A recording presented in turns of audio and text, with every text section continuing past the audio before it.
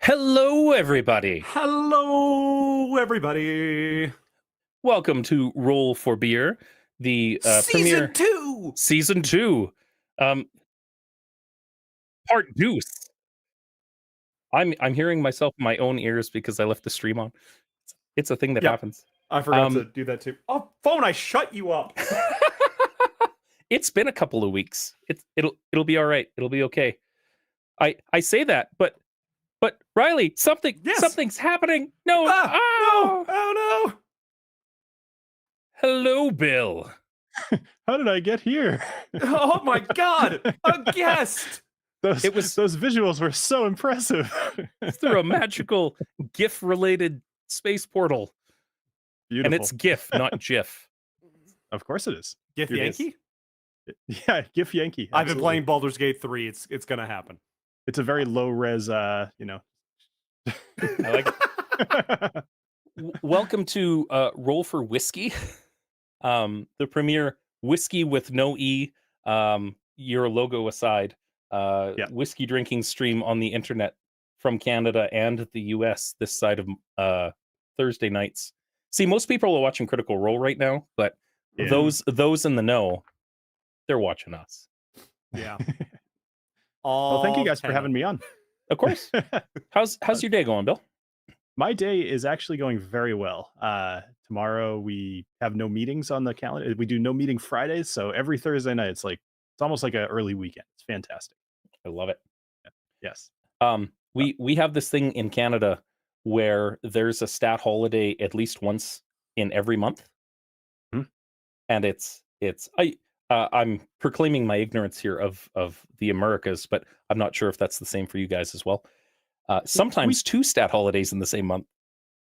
We tend to average one a month, but there's some months that have like two, and then there's like 1 or 2 months that have none. So, if you make good use of your vacation time or your floating holidays, not a big deal.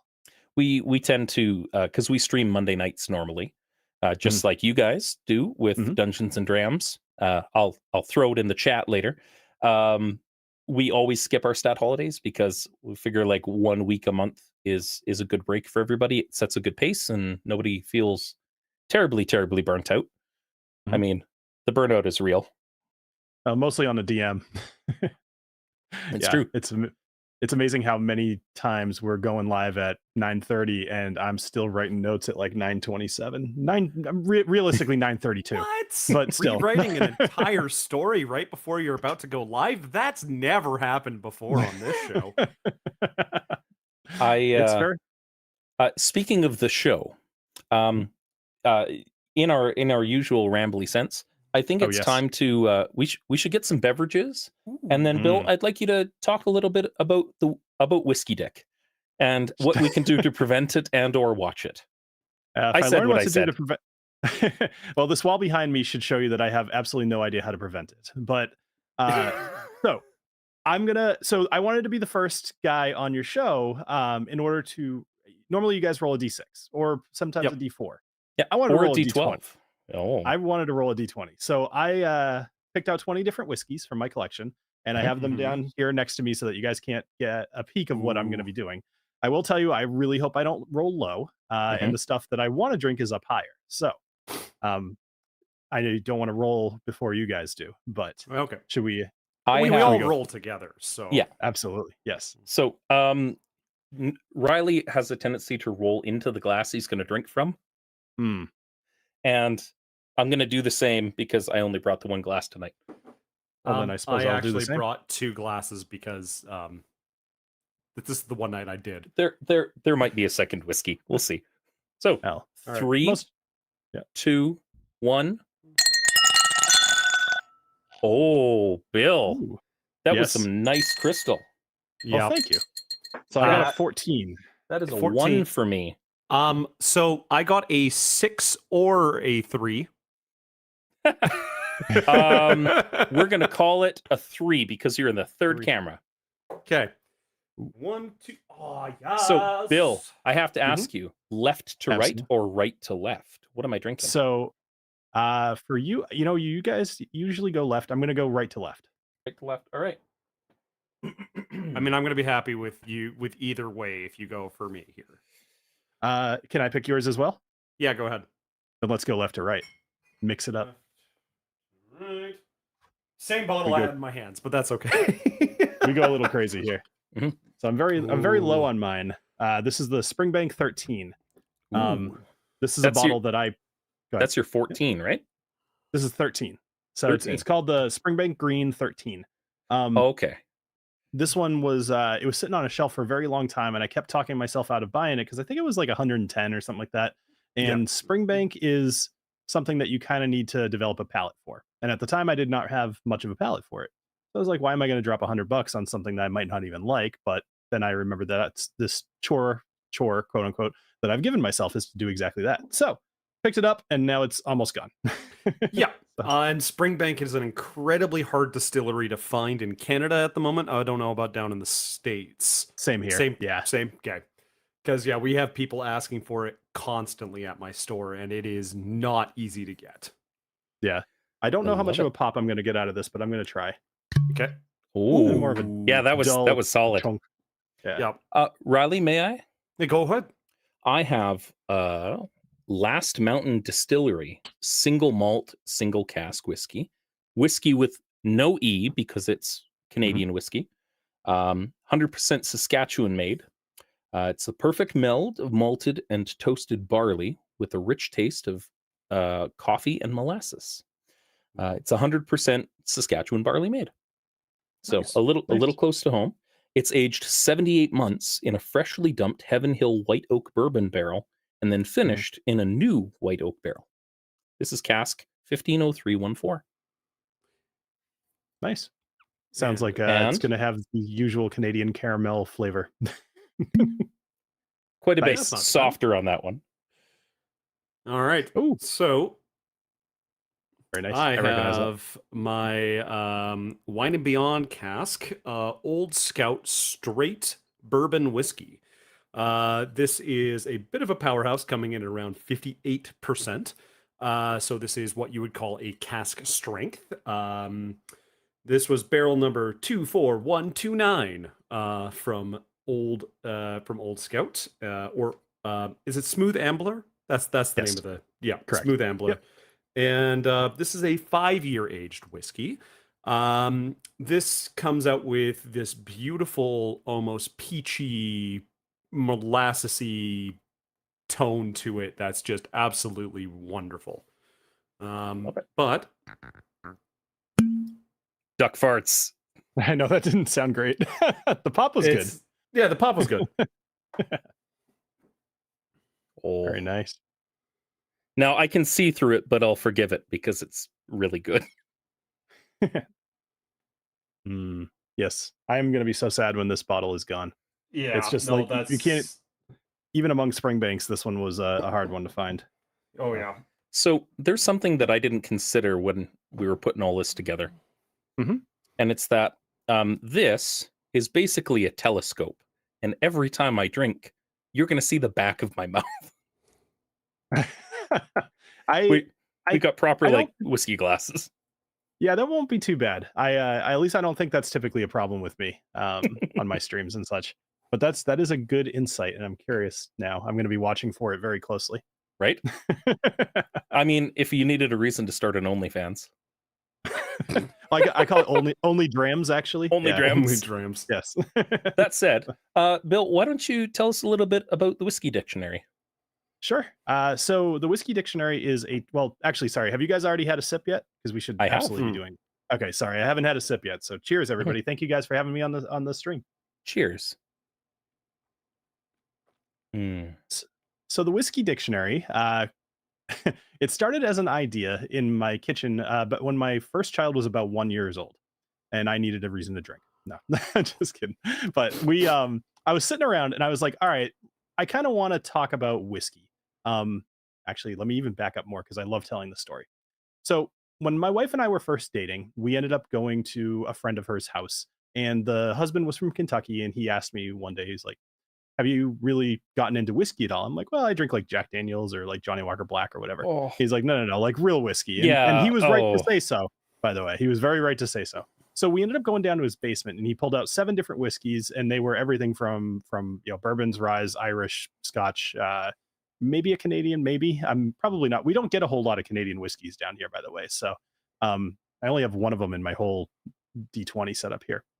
But anyway, so we go through the whole flight, and I ended up giving my wife the keys to drive home. And at the time, dating her, she says, I find guys that drink whiskey to be very sexy. And I was like, sold. I guess I'm Done. a whiskey man now.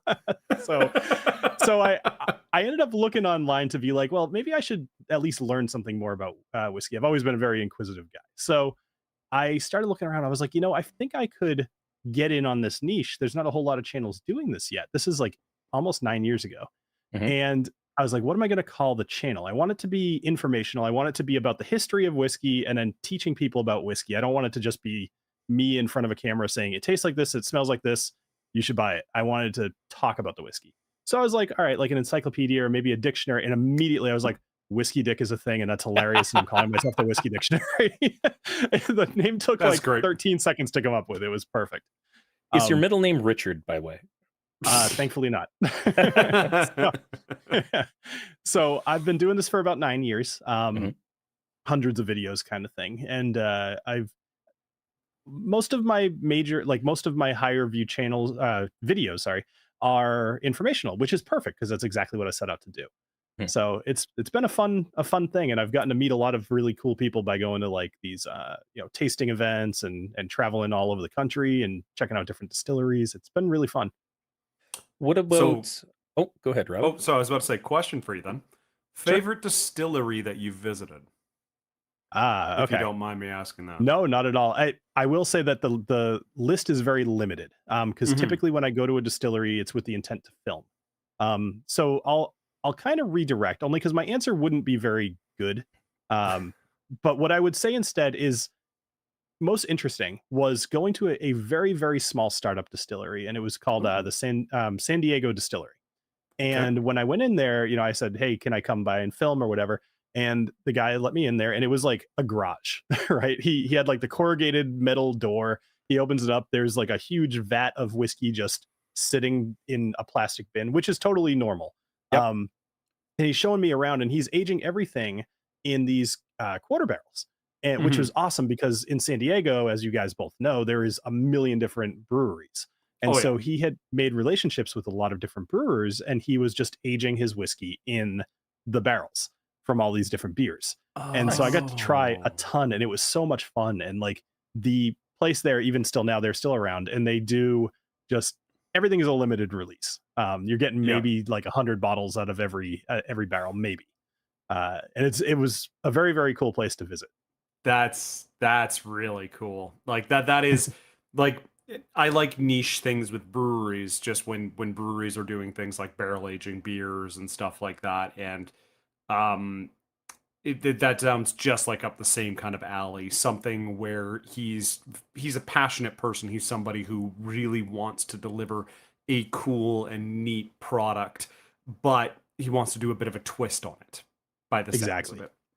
Yeah, and he actually did some peated whiskeys as well, which was awesome. Just you didn't get that a whole lot, but I think I want to say this was like 4 or 5 years ago. And it's starting to take off a little bit more now, but this was a small distillery, so he's trying all kinds of weird stuff, and there were other small distilleries doing it, but not a lot of them. And I thought it was very cool. Nice. That's awesome. What about yours, Riley? Mine? Your favorite distillery that you've ever been to? Oh, distillery. Yes. Oh God. Trying to think of the distilleries I've been to. It's not many at the moment. I've only got I've been to a lot of breweries, not many distilleries. But if we're going to be calling it that, I would probably say the Eau Claire facility is really nice. And there's Confluence, which is here in town, which I've been to, but really haven't had too much of a chance to have too much of a tour of, sadly. But I want to do some more exploration of distilleries. Obviously, I could talk about all the different breweries I've been to. Got to keep you on your toes. Yeah, apparently. Distilleries. I was leaning towards Eau Claire Distillery. For one, they do some fantastic. Like there's a prickly pear vodka that they do that is just cactus vodka. Oh yeah. But there's one out of Osuyas in BC. It's called Tumbleweed, and big old sliding garage door from the very start. It's Nice.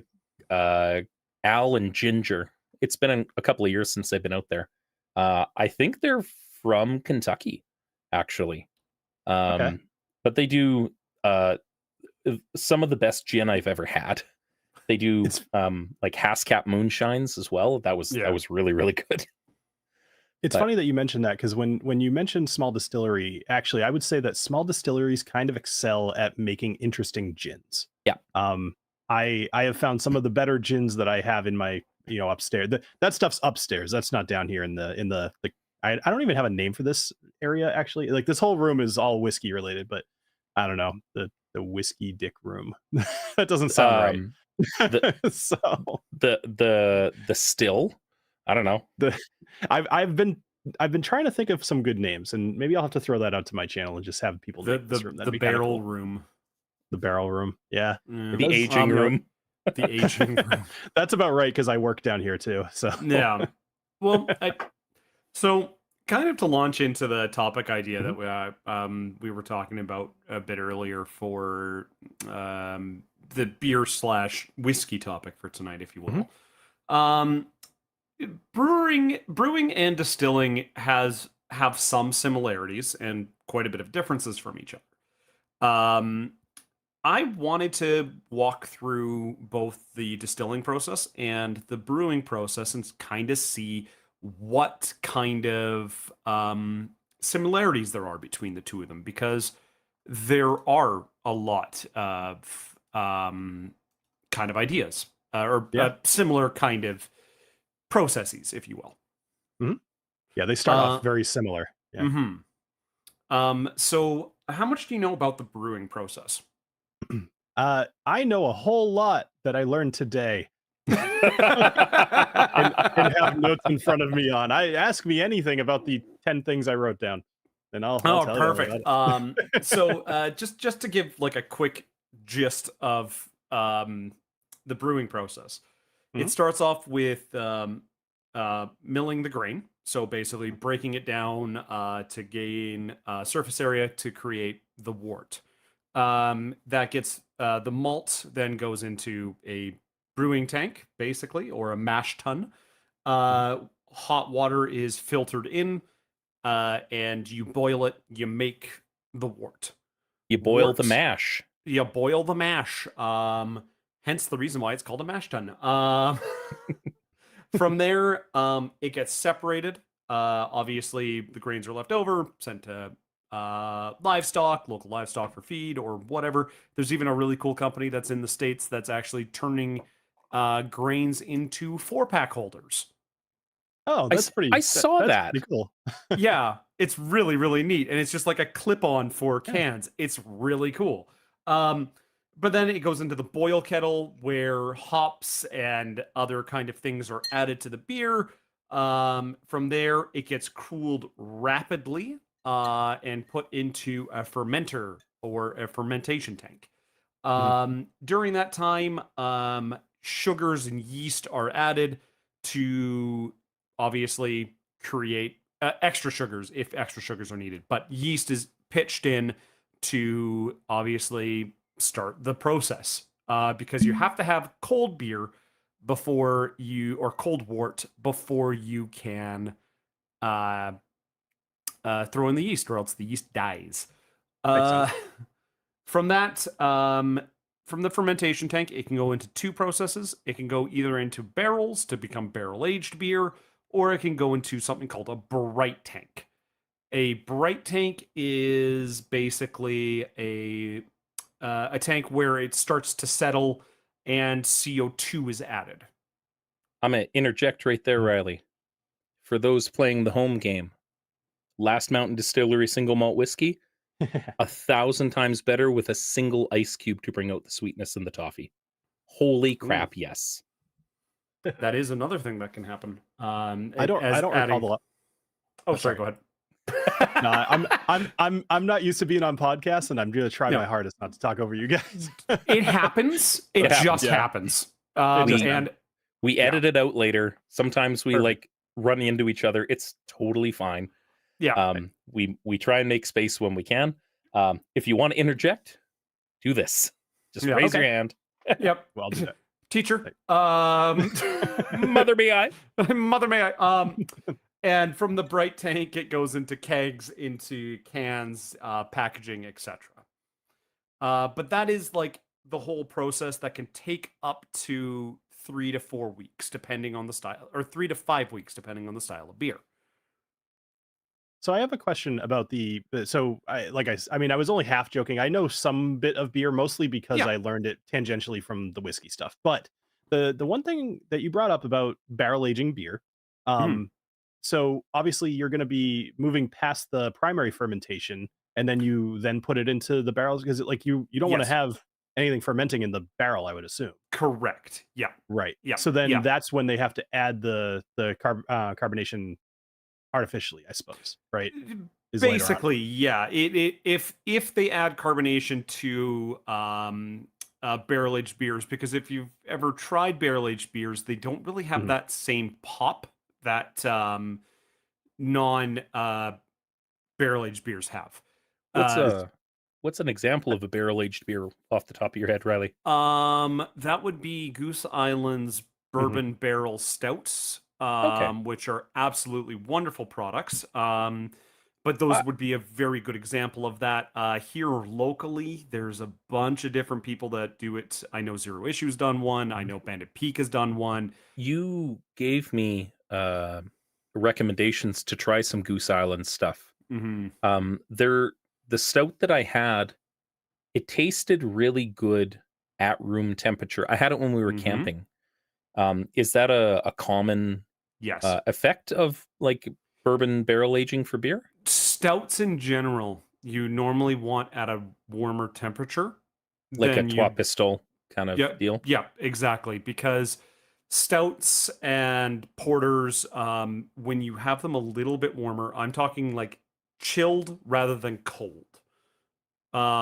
Because a lot of flavors hide in cold. It's Mhm. the reason why, Molson, Bud Light, etc., Kokanee, taste better cold than they do warm is because they're designed that way. They Because they're garbage hide otherwise. flavors that are not necessarily great flavors. Are you saying that American beer marketing that says our beer is the coldest beer is a marketing ploy to get you to drink Yes. cheap beer? A genius one. We have to let everyone know, Riley. This is You know, scandalous. There's a very similar thing. So Johnny Walker, during the whole Game of Thrones thing, they put out a number of Game of Thrones style whiskeys, and Yes. one of them was called White Walker. And I reviewed it, and to be perfectly honest, I regret my decision because I bet I feel differently now. I did not think it was like the worst whiskey I've ever had, but I do think it's up there looking back on it. However, their whole gimmick was put me in the freezer and my label will change colors. Because whiskey also tastes a little better if it's bad when it's cold. So I do Yep. think that was kind of funny, and I wonder if they were just like, hey, this doesn't taste very good. Let's see if we can slap a color changing label on this. So you know what the sad part is? I still have bottles of that at my store. I'm not surprised. I'm not surprised So- at all. They're very Cool. easy to find. I Yeah. have a question for you, Bill, regarding Johnny Walker. Mhm. So I've had Johnny Walker Blue Label before, Mhm. and it was okay. Mhm. And I had a Johnny Walker Silver Label before, and it Mhm. was significantly less expensive, and it tasted better than the blue and better than the black. Absolutely. And it was a very like middle of the road for them. Like, what? How? What Why? the heck? Why? Right. Is it diminishing returns like you get with guitars? Like I've guitars, but what's the deal I with that? absolutely believe so. I believe 100%. So Johnny Walker, the most popular whiskey in the world. mostly because they're brilliant marketers. Going back to that point from a little while ago, I when they Crown. Crown makes the most. Johnny Walker is the most distributed. Sorry, you are correct to correct me, but I misstated. So back when Johnny Walker first came out, like forever and ever and ever ago, they shipped to something like 101 countries in their first several years of business because they were like, we have a product, we could get it all over the place. It's actually part of the reason that the bottles are square is because they ship easier and you can fit more of them into a smaller space. Sorry, give me one sec. That is brilliant. Actually, I can. Mhm. So you actually get the same thing with the. Oh my gosh! Sorry. Yeah. So James, there's a lot of different kind of things that happen with that kind of thing with shipping and with And shipping yet, is the nightmare. Crown is one of the best-selling whiskeys on the planet, and it comes in a fucking bag. Yeah. Well, there's a reason why, and there's also other reasons why they ship only certain sizes to certain places, and Ontario's to blame for that. But anyway, Yeah. You were Alcohol saying, tax is a big part of it. Yeah. So with the Johnny Walker, right? So it's square bottles, so they can put it on a ship. It won't rattle around as much, and you won't break as many. So this was from way back in the day, and they just kept the bottle shape because now it's iconic. Getting to your point though, so now you've got Johnny Walker everywhere, so everybody knows it. Now, what's the next question that people with money are going to ask? Well, what's the best one of these I can get? Oh, well, we have this Johnny Walker Blue that's aged whatever, but it costs $180, $200, whatever it is. And American. American, yeah. Sorry, I don't know Canada it's land about money. $350. Actually, no. Johnny, at my store, we sell it for about $270-ish. 270. Okay. So when people want to buy the exclusive item for anything, you're gonna have the top tier, and that's why people think of Johnny Walker Blue. And people that are totally not indoctrinated into whiskey, they still think that that's one of the big ones. Of course, now they think of Pappy Van Winkle, and Blanton's, and I could go on about that, and maybe I will later. Eagle Rare. Eagle Rare. Funny thing, Eagle Rare is not hard to find near me, and a lot of the like Wellers, they're not hard to find near other people. But just depending on the area that you're in, people are paying absolutely insane prices for these things. I on my shelf at my store, I have the green labeled Wellers available every single day of the year. Yeah. And what does it go for? About $50. Okay. Yeah, that's fine. I mean, it started as a $24 whiskey, like less than 10 years ago. It was 24 bucks. Riley, Yeah.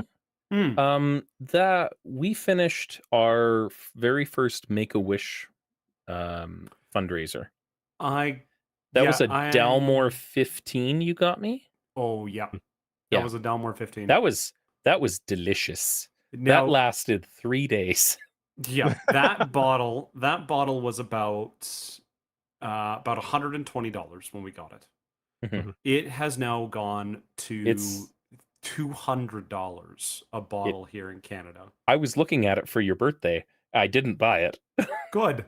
Please don't. It was $2.15 at Willow Park, I think. Yep. Yeah, that's about right. It is. If you want, I don't know if you've had it, Bill. Dalmore 15. It is. Sure have. Yep. Yes. Yeah. So if you want a really good sherried scotch, I would suggest Anoc. It's ANCNOC, 18 or the 12. That will cost less and it will taste immensely better. Dalmore is totally fine. Like honestly, it's totally fine. Some people don't love it, but I don't really have a problem with it. But that Anoc 18 is one of my favorite whiskeys, and we'll actually, I'm sure we'll get to this eventually, but that's a sherried scotch, which is something that you can do with whiskey towards the end of the whole process.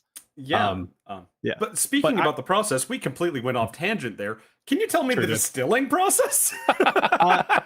Not before I pour myself another whiskey. So I don't know how you guys are doing. That seems like an excellent idea. I topped mine up while Riley was into his spiel. So when I do like an hour-long live stream, I'm usually about 6 to 7 whiskeys during that time. So I'm drinking real slow for me. All right. Why don't we give it another pull? Riley, how's yours? Just about done. All right. I poured myself a little bit just because it's a 58%. Here comes that sweet, sweet ASMR lovin'. 3, 2, 1. That didn't work the way I wanted it to. All right, one or five. It Bill. did the thing again. Dealer's choice, 1 or 5. Let's go with number 1. And I've got a 6. Left or right, Bill? So we went right last time, so let's go right again. So I ended up getting 9, so which is Wild Turkey Rare Breed, barrel proof. Ooh. So this one is 58.4%. So, little light, little watery.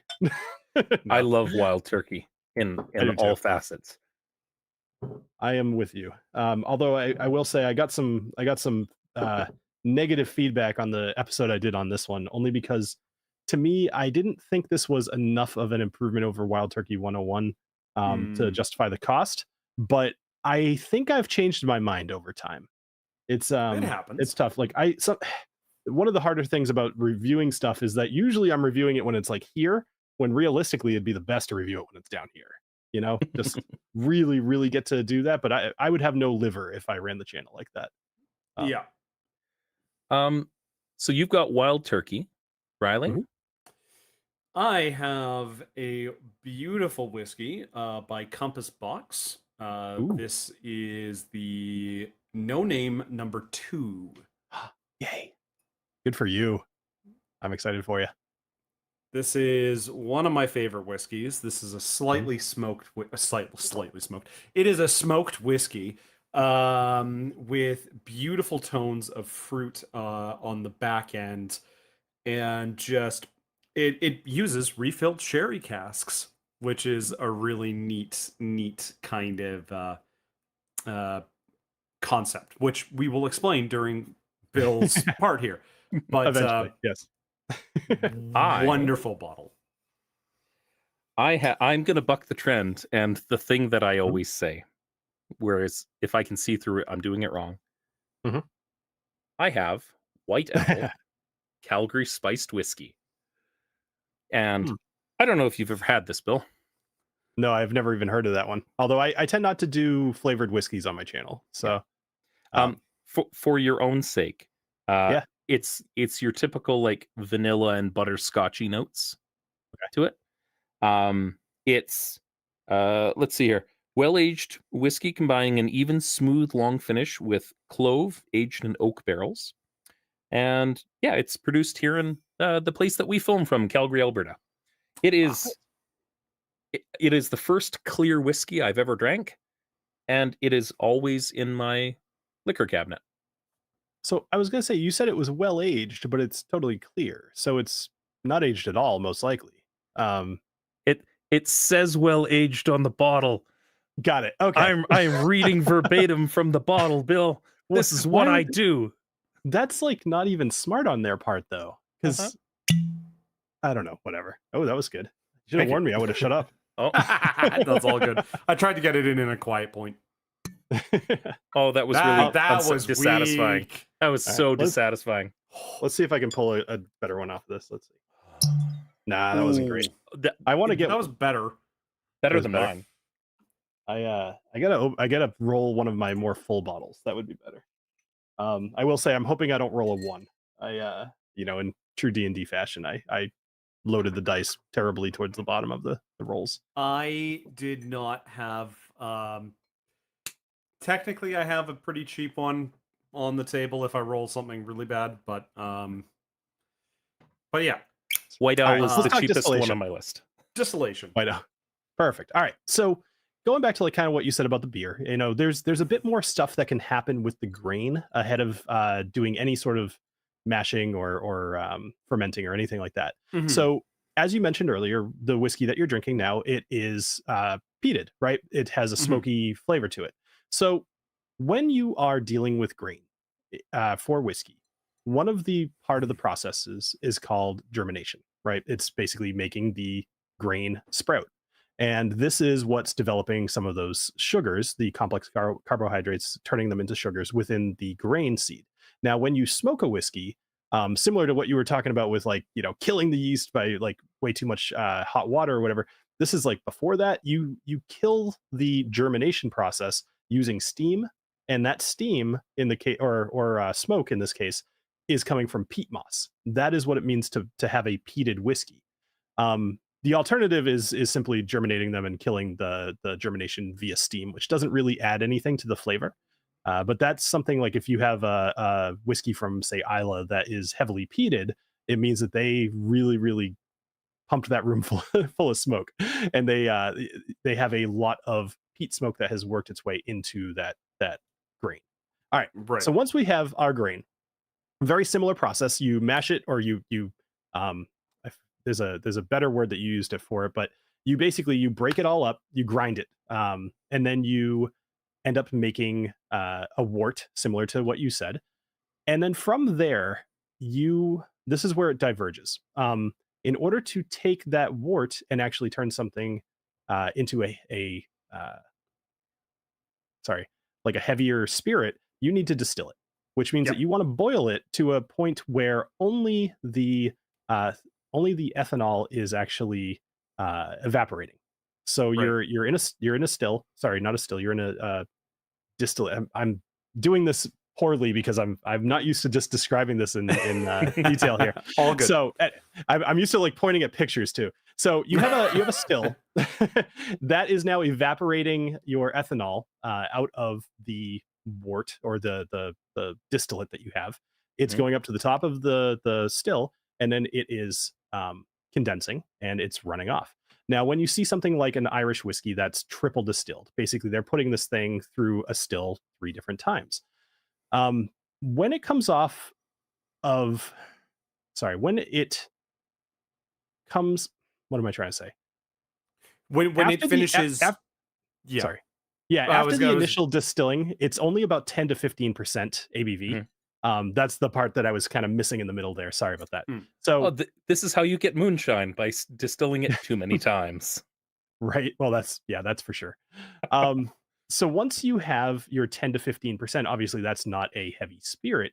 Then that's when you want to purify it by putting it into a still. And that's where you're going to be getting like copper pot stills and various different styles of stills, column stills, coffee stills. They're kind of the same thing.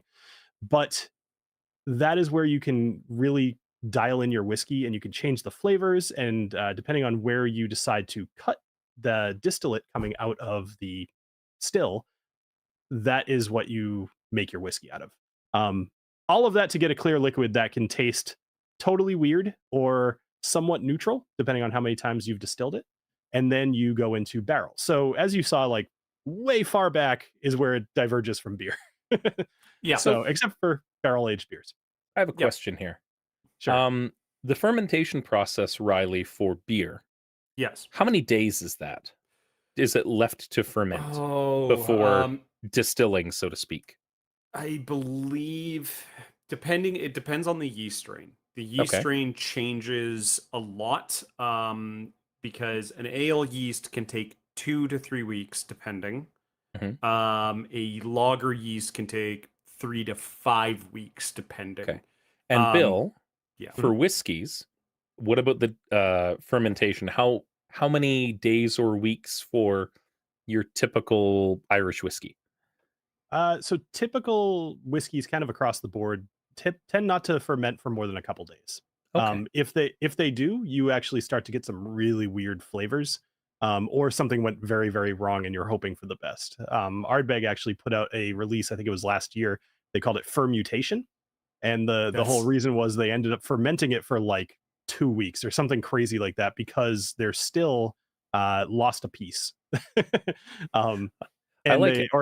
It was like part of the line arm, and it ended up either getting detached or something, like I forget the details, but they had to fix it, so they just left it in there. They were like, well, we don't want to waste this, so let's sell it as a special release.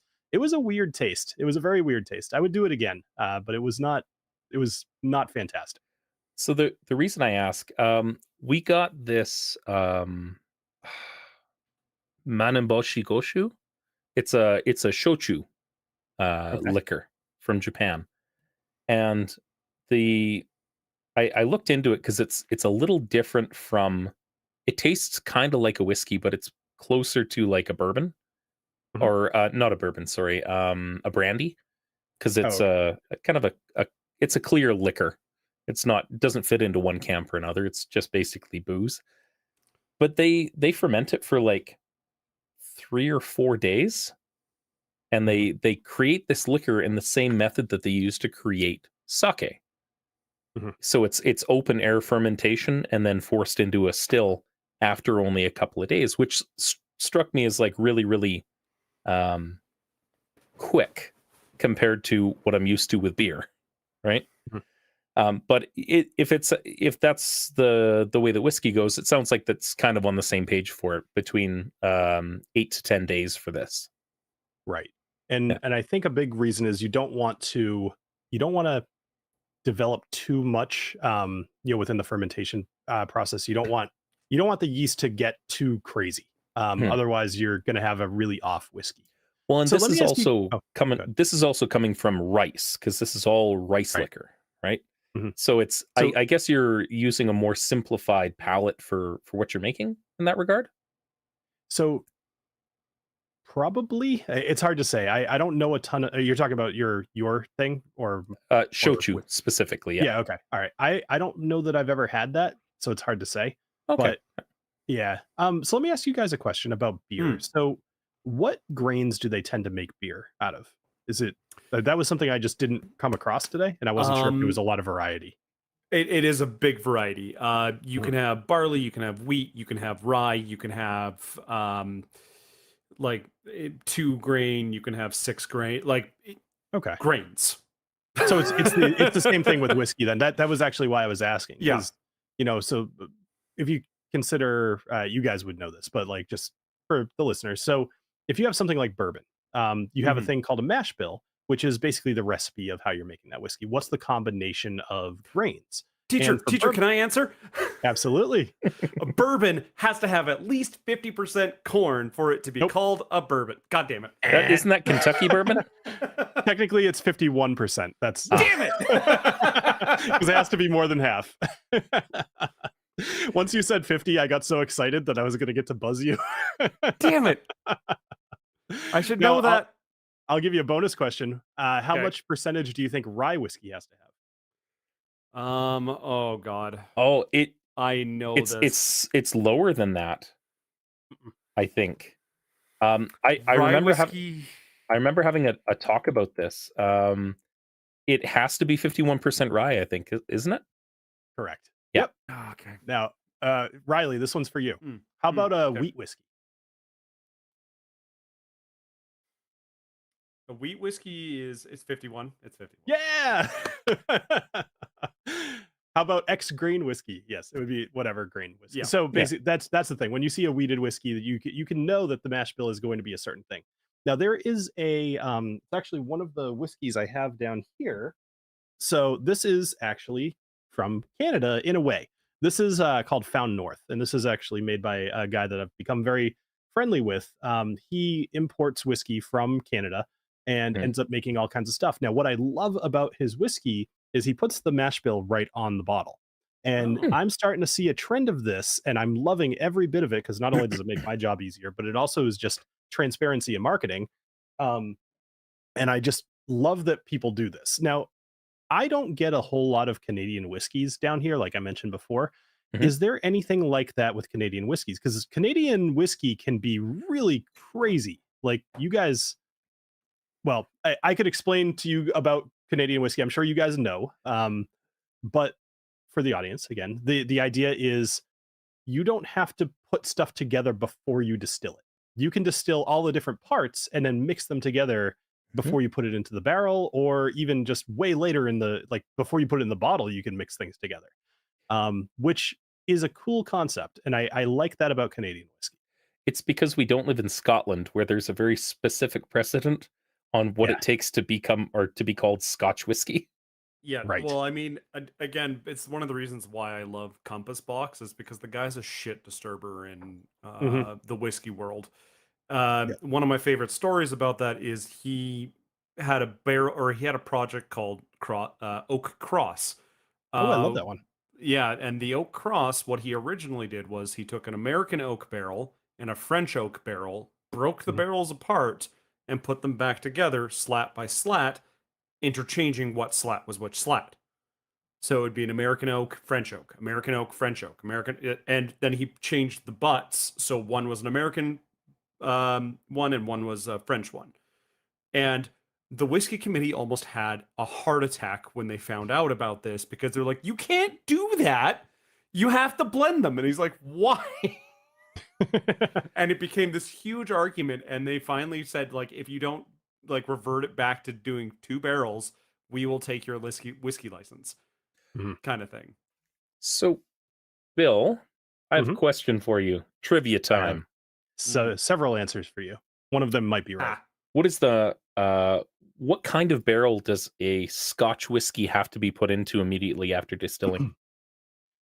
So typically it's an ex-bourbon barrel, but it does not have to be.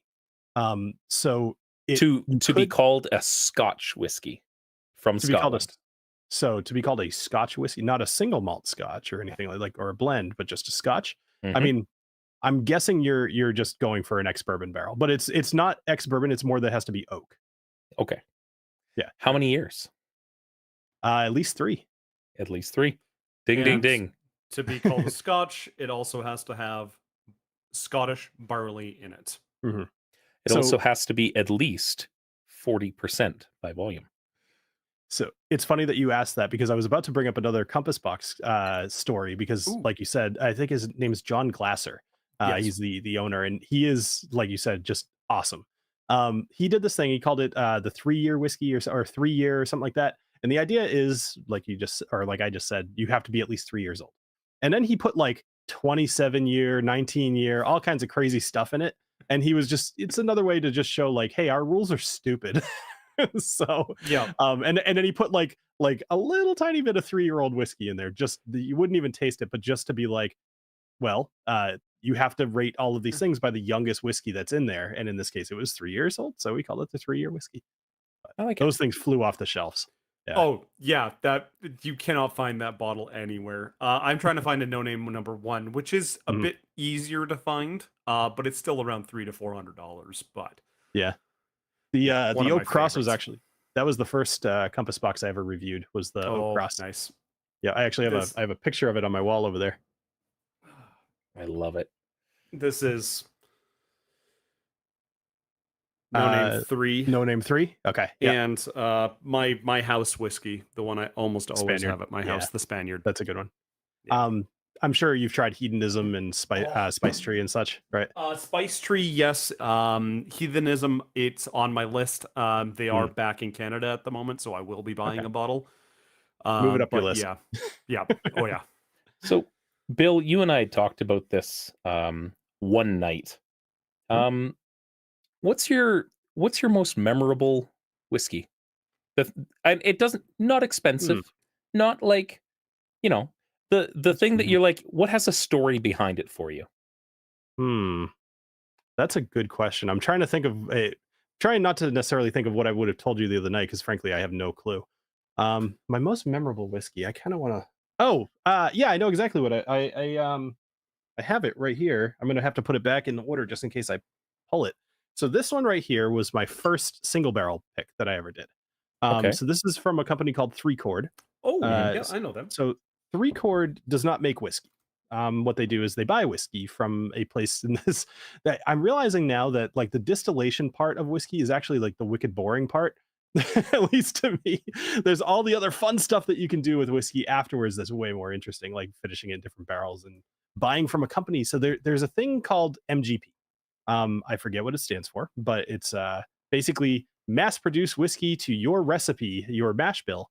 And then they will either age it for you in whatever you tell them that you want, or they'll send you the liquid, and then you could do whatever you want with it. So you guys know Pat Benatar, right? Yep. So her husband started up this company, 3 Chord, and he decided to just, try to source cool barrels and age some whiskey in it. And so I did a single barrel pick here. And now single barrel picks are one of the most fun things that you can do in whiskey. So they, excuse me. Bob Bennett, right? Yeah. Yeah, that sounds right. Sorry for the audience. I'm fighting a cold. Interesting tidbit while he clears his throat. When you Google 3 Chord whiskey, the first video that comes up is one of Bill's videos for the Whiskey Dictionary. Yeah. Nice. So what I ended up doing is you work with the company, you say, hey, I want to do a single barrel pick. They say, great, we're going to send you some samples. Now this was prime COVID time too, so a lot of times you'll go out to the distillery and you'll try it right then and there, and then you'll just agree to buy a barrel. In this case, they sent me 4 samples. I didn't like any of them, and so I told them, I was like, I'm a little worried this might not work out. So then they sent me 3 more, and I liked 2 out of the 3, but I ended up picking this one. Now, if anybody out there has ever had Old Forester 1920, it's probably the closest thing I could compare it to. Ooh. And I will say with some authority that this is one of my favorite bourbons I've ever had. I don't have any more of these for sale either, so you could totally know that I'm telling you the truth. It's only 4.5 years old, which was crazy. It's 58.28%. It was 60% corn, 36% rye, 4% malted barley. So it's a high rye bourbon. Mhm. And I just think it's fantastic. I love this whiskey. I love it. But that's probably be awesome. that would be my most memorable one. What did I about tell you the other day? Do you remember?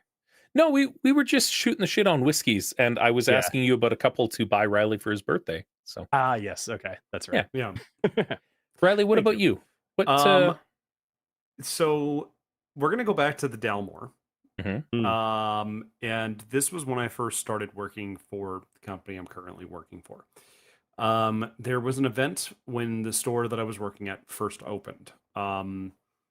And it was a Dalmore event, and we got to try the 12, the 15, the 18, Alexander, Nice. the quintessential, or is it the quintessential? I think I'm unaware of one past the Alexander the third, but yeah, it was like a 4-barreled pick. It was really quite nice. And then the last one that they opened for us was one of the Constellations.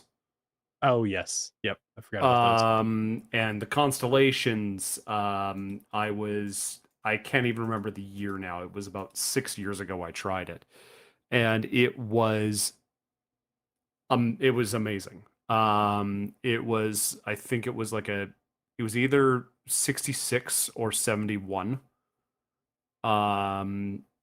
And it was a phenomenal product. It was like 33 or 40 year aged, and it was just like, what the hell? And they just were like, yeah, we're the first event here, so we're gonna do something crazy. And they opened this barrel, and we got like the tiniest amount, and like a dash of water was added just to give it a little bit more like length on it, and it was just like, Right. oh my god. So yes, talking about memorable experiences, really cool experience. Got That to is cool. try that, and it was just like, wow, we literally got to try one of the most expensive whiskeys in our store. And yeah, it was a crazy one. How about you, So James? yeah. So in 2004, I got a package. 2004, 2005, some such. I got a package in the mail from a friend of mine over in England. That was friends with the owners of William Grant and Scott's. Mhm. So they own Balvenie, they own Glenfiddich, they own a lot. Yeah. And they were starting a new whiskey company. And the whiskey company, they originally called it Batch 27.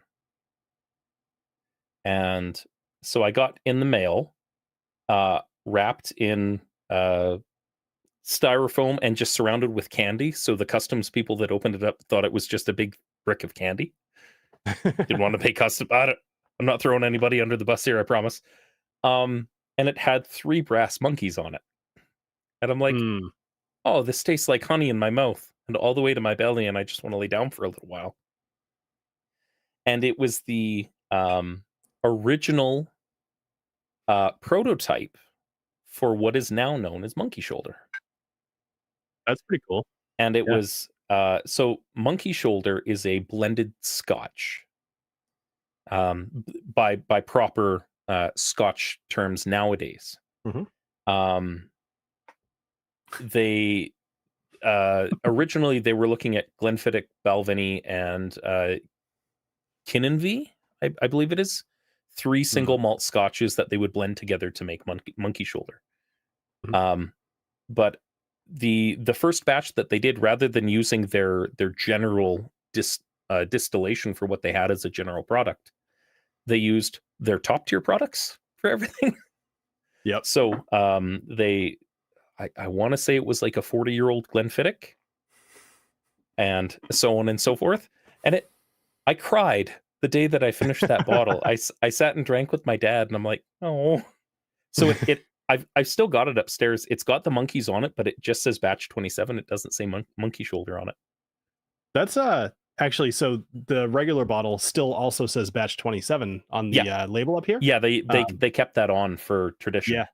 Yeah, which is pretty cool. Yeah, that's a cool story. Monkey Shoulder has become one of the whiskeys that most people like myself recommend to beginners. It sounds like you had not a beginner version of it, but what they're putting out now is much more. It's a great entry because it's good and it's fairly easy to drink. I will always have a bottle of Monkey Shoulder in my cupboard. Oh yeah, because it's good for mixing, and it's good. I like it with an ice cube. I like most of my whiskeys with an ice cube, just because it's the flavor profile that it gives. But it's just one of those things. I got it when it said triple malt Scotch on it way back in the day. They don't label it that way anymore because they're like, what do you even mean? You're not allowed to say that. That's not the right words. But they ended up, geez, man, sorry. Not used to talking live for hours on end on the internet, man. No, I totally am. Like I said, I usually drink a whole lot of whiskey too, so the cracking in the voice is usually more alcohol related. I just so I'm coming up on a vacation, so of course I'm getting sick. So as cheap as the White Owl is, Bill, I'd recommend taking a look and seeing if it suits your palate. Again, it is not an aged whiskey by any stretch of the imagination, but it is very tasty. I cannot drink White Owl. Yeah, but you had a story behind that. I had a story behind the White Owl. I can't drink Weiser's whiskey. Anything that Weiser's makes. Nobody should. I had a 14-year-old boy experience with Weiser's, and I can never get past it. I accept my trauma for what it is, and I'll move on. I will say I've had several of those experiences, but none of them have actually turned me off of the particular beverage. I've definitely had an experience like that with Jack Daniels, and like fallen asleep in somebody's front yard kind of thing next to a storm drain. Like it's just, but I still drink it fairly frequently. I don't know what it is. It's something about the taste in Jack Daniels. Maybe it's something that runs in my family. Jack Daniels is a punchy whiskey, and maybe you know what that means if you went to bush parties. It's real punchy out. Weiser's something. It's the smell. As soon as somebody cracks a bottle, I'm just like, nope. The memories. Dry gin.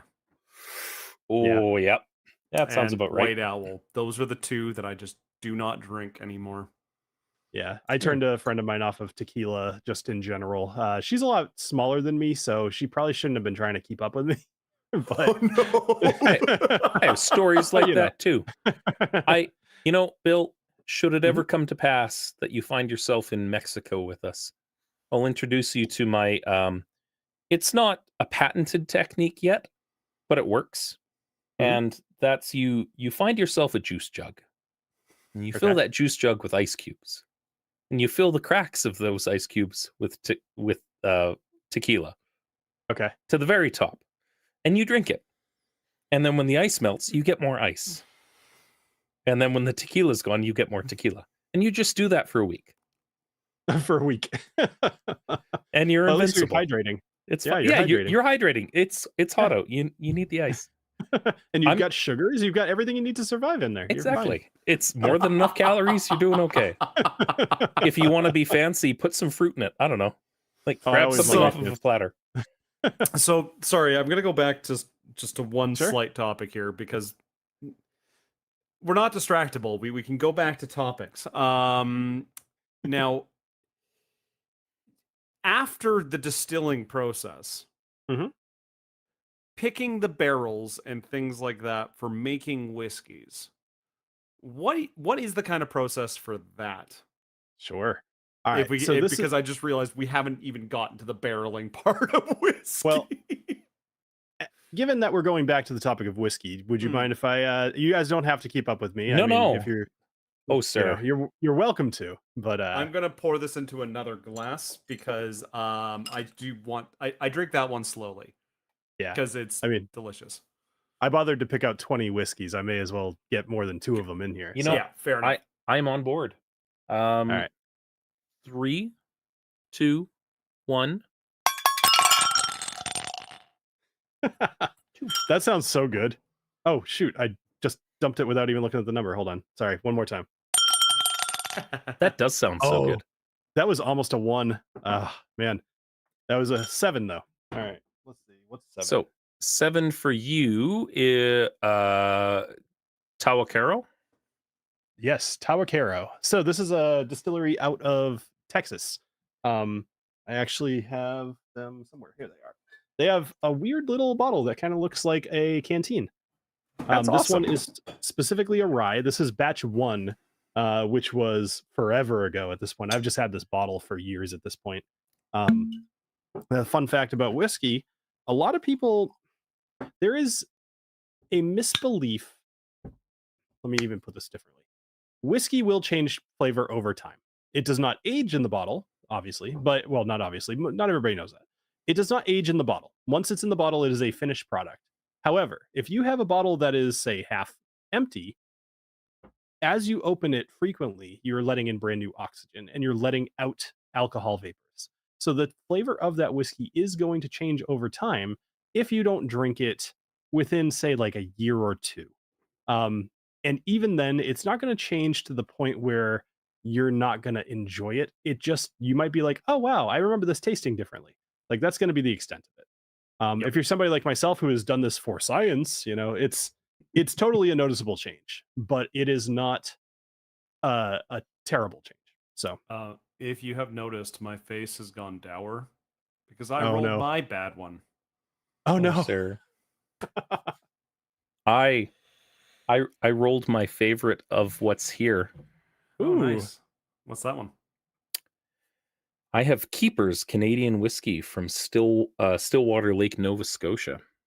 Ooh. Very nice. This was a birthday present from my buddy Matt this year after he spent a whole bunch of time back there for work. And this is so my favorite whiskey is generally like a Lagavulin 16 is my right there. Okay. This is probably, and it's only been a couple of months, a strong number 2. Like of all whiskeys. Let me ask you a question. Have you tried the Lagavulin 8? I have. Okay. And so it's there is a it's Go ahead. good. Mhm. But I notice a difference on my tongue between that and the 16. Mhm. And I tried to fool myself a little bit with it too. Okay. And it there's a noticeable difference for it for me. But I don't drink them that often. Mhm. So I bought a bottle of the 8, I drank a bottle of the 8, and I went back to buying bottles of the 16. Yep.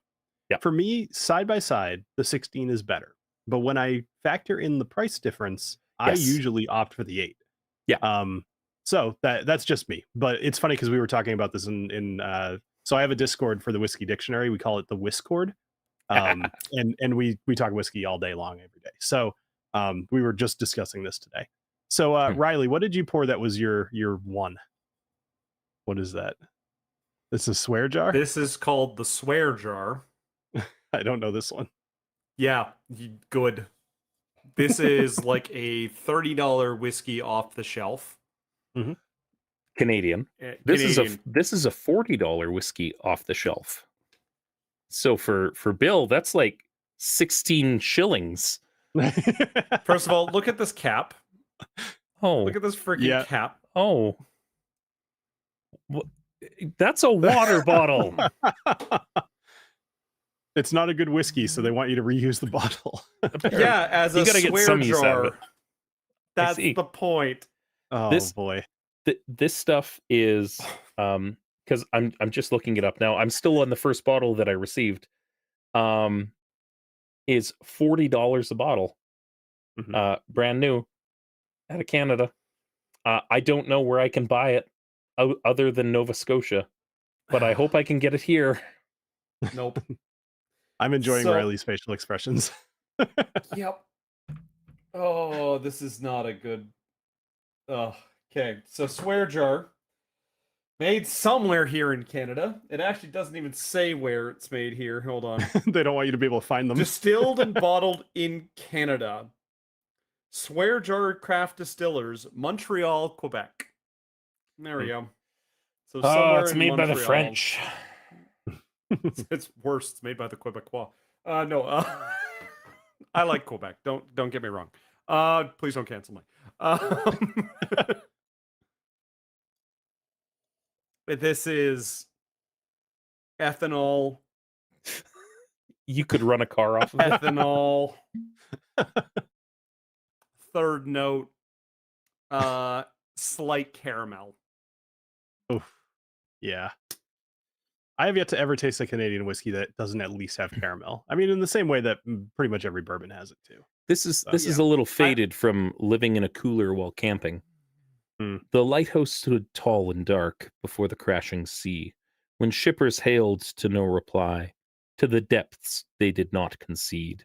Now here I stand in the beacon alight, with flotsam and debris, and some might say that all was lost, but it's not lost to me. Finders keepers. Okay. Meanwhile, my bottle says, "Pay up, potty mouth." Whenever someone swears, they need to pay up. Soon you'll have enough to cover your next bottle. I see. That's wonderful.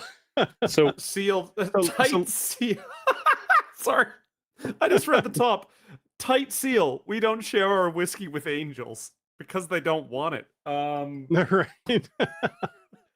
So you had asked a question about barrels a while ago, before I made you guys drink more.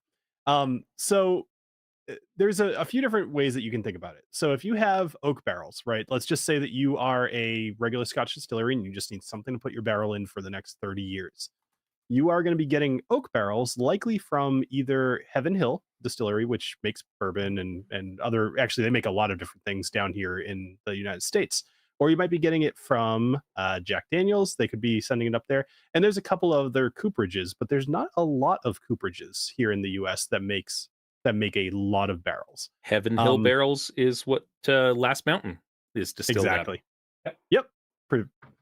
Exactly. So you send your barrels all over the place, and places all over the world use ex-bourbon barrels. And almost every Scotch, you're going to find that as part of their maturation.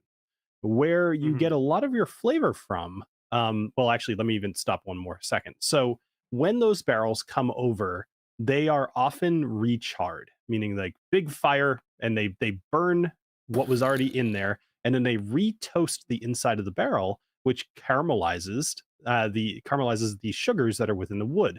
And that is where you're getting your carbon to help filter out the whiskey, but also where you're getting vanillins, which is exactly what it sounds like. It's a type of Bank robber. Yeah, yes, vanillins. Vanilla. Let's go down to the local bank and rob. It's a vanilla bean that twirls its mustache and strokes its goatee. That's really funny. Quickly, actually. I need to find the person to tie to the tracks. The antidote is under my hat. Jaunty tune playing in the background. I love it. So vanillins are a type of fatty acid, essentially. They're going to cause some flavors with your whiskey. But these all go up. They go up to Scotland. They go to Ireland. They go to wherever, and then you dump your whiskey in them. Now, if you want to, say, get a whole lot of really nice fruit flavor to your whiskey, you could do a couple of different things. You could either import some ex-rum barrels, which is less the common practice, or the more common practice is get ex-wine barrels, most notably different types of sherry. There's 2 or 3 different types of sherry, but the big ones are Oloroso, and then there's another one called Pedro Jimenez, which is just PX sherry. Now, those are the biggest ones. There is also a bunch of different, the word's escaping me right now, but wineries essentially that what is the word? Bodegas. There's a bunch of bodegas that will also sell off their barrels, and then you can age your whiskeys in those. And those are, like I said, going to give you fruit flavors on your whiskey. So if you are brand new to whiskey, my suggestion to you is to buy a sherried scotch, because especially if you like red wine, I think you are probably going to enjoy that scotch. It's going to be smooth and it's going to taste like fruit. And sherry casks in general just are wonderful, wonderful products. Mhm. The Spaniard that I have is I believe it's a PX sherry, if I'm not mistaken.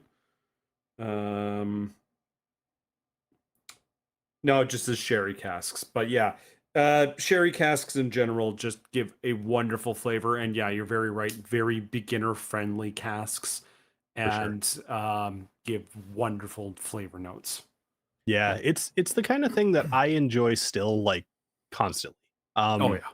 Even like, you're totally right, beginner friendly, absolutely, but also what I like about sherried scotches is that it gives you a multitude of things to actually pick out, rather than being like, oh, I like this. It kind of tastes a little bit like raisins, for some of the darker ones, like raisins and dates, or for some of the lighter ones, it tastes like pears and apples and strawberries. But then if you really dive into it, you could pick out all kinds of little things. And that's why I love sherried scotches, is they're very complex, even if they're approachable but complex. It's a good way to put it. You know what we're gonna do one of these nights, and we're gonna sit down and we're gonna eat a plate full of hot peppers, one after the other, Yes. to pick out those unique intrinsic flavors. I like this. All I taste out of it is the subtle scent of vanilla and like just a tiny bit of sweetness that comes from like it's got kind of a caramel and oak sort of. It's probably an oak barrel, I would imagine. Like it tastes like Almost a whiskey definitely. Yeah. made in an oak barrel. Mhm. But there's nothing else here other than it's really, really smooth and it tastes good. But Nice. hot And peppers. that is the biggest thing I tell people when, I get the usual question anytime that I'm with anybody, what's your favorite whiskey, right? But whenever people ask me what they should try, I always point them at things that I know that they'll either like or hate. And Yeah. I'll tell them that. I say, you shouldn't be worrying about picking things out. I get this a lot too. They're like, how do you get these different tastes and, nose and all these different nuances? I'm like, because I've been doing it for like 9-10 years. Like, Yeah. it's not easy to develop that, but you shouldn't be trying to either. You should be deciding if you like or don't like a whiskey, and then ask me for more recommendations, and I'll probably give them to you. So in that vein, Mhm. we filmed an intermission between season 1 and 2 that may or may not see the light of day, depending on editing. We'll see how it goes. Mhm. But one of the spoiler warning, one of the beers that we drank was a ghost pepper beer, That's and It was pretty good. it was pretty good. Riley's like, this is hot. I'm Mhm. getting a lot of heat out of this, and I'm like, I said there was heat. I didn't say it was hot. you didn't lose your mind, but you know what I mean. And Yeah. for me, I got no heat out of it. I'm like, all I taste is like I'm getting like very, very subtle notes of like ginger out of it because I had Carolina Reapers on my eggs this morning. And it's your palate changes based on what you're tasting and going through. And I And feel you're like it's a very similar sort of I'm not broken. no.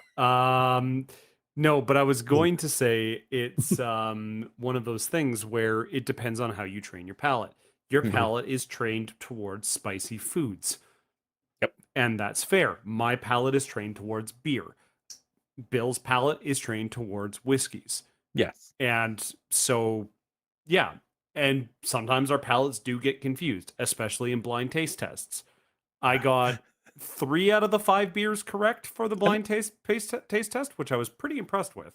That's Three- good. That's very good. 3 was three at least in the ballpark. You called out the right type of beer, but not the right Yep. like not the Nuances. not the nuances or not the producer. No. But that is what it is. Like you hit all the right notes, and that was the important part. Yeah. Were you trying to guess style of beer or like? I was trying to guess style of beer. I was trying to guess if I could get the yeast, if I could guess the hops. Like I was trying my best to get where I could. There was one beer that tripped me up entirely. It was my and, favorite. It tasted like orange juice. No. That I'm talking about the other one. Oh yeah. Yeah, but the hop combination was something I wasn't aware of could taste like that, and it just was like, what the hell? When it got revealed to me, and I was like, okay, all right, bravo, you messed me up. Our good friend David was behind the camera and plying us with drinks, and we were trying to do it as a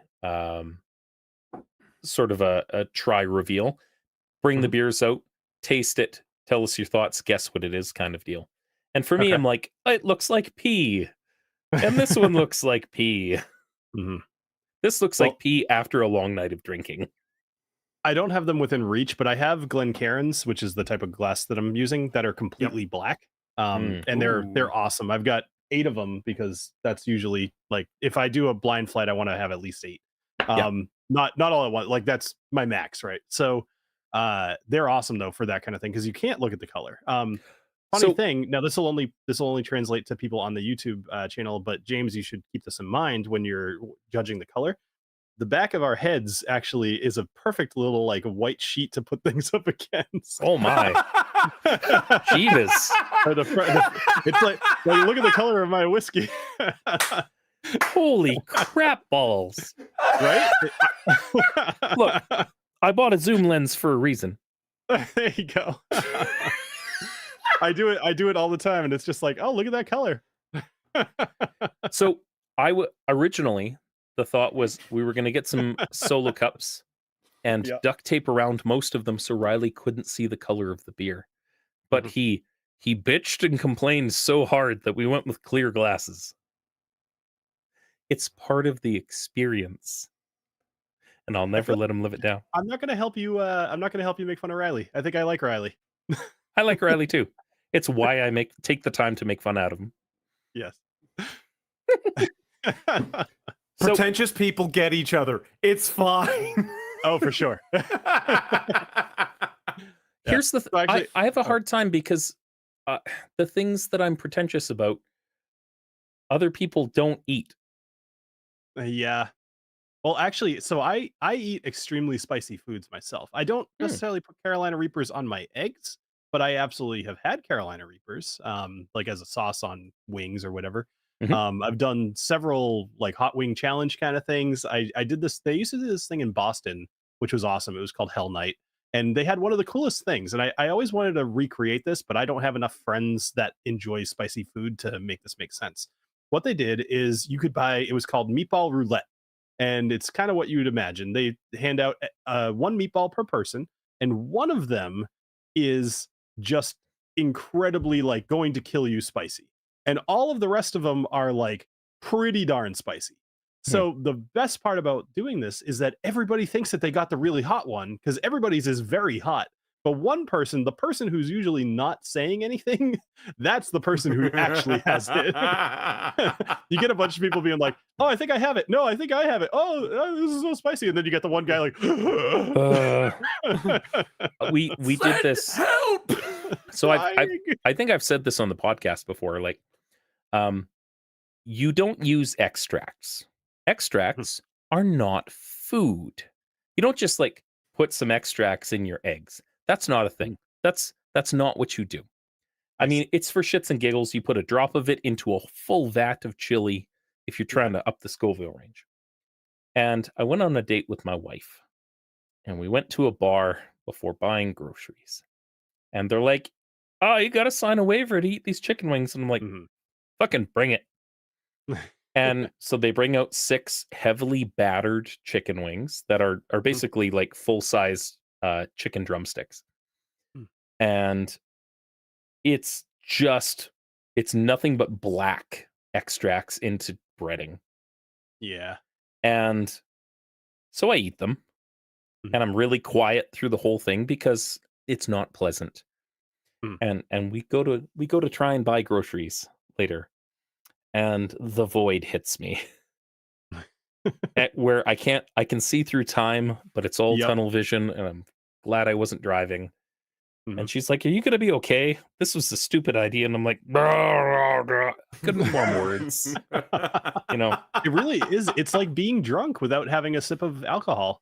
And it the Ed Curry, he's the guy Yep. that made Pepper X and crossbreeds all the Carolina Reapers, and you know, Mhm. every hot pepper that has a claim to fame nowadays has been bred by this man. He lives down in the southern United States. Yep. And he's like, it's a high because you eat a hot pepper and everything's euphoric and you get halos around everything all of a sudden. Yep. And everything is just elevated for a little while. And then you come back down and you're like, oh, that was really bad, but I want to do it again. Yep. And to Chat's response, I'm not broken. It's just a lifestyle choice. It's the way he's trained his palate. It is Yeah. what it is. It's the way I'm pretentious about beer and the way how Bill's pretentious about spirits. It's just the way it goes. I'm also pretentious about spirits because it's the industry I'm in. I'm a bit There's of nothing a I can dick. do. Yeah. Yeah, a bit of a dick. So Sorry. Before we moved on from hot peppers, I have a story too, but finish your thought. no, go ahead.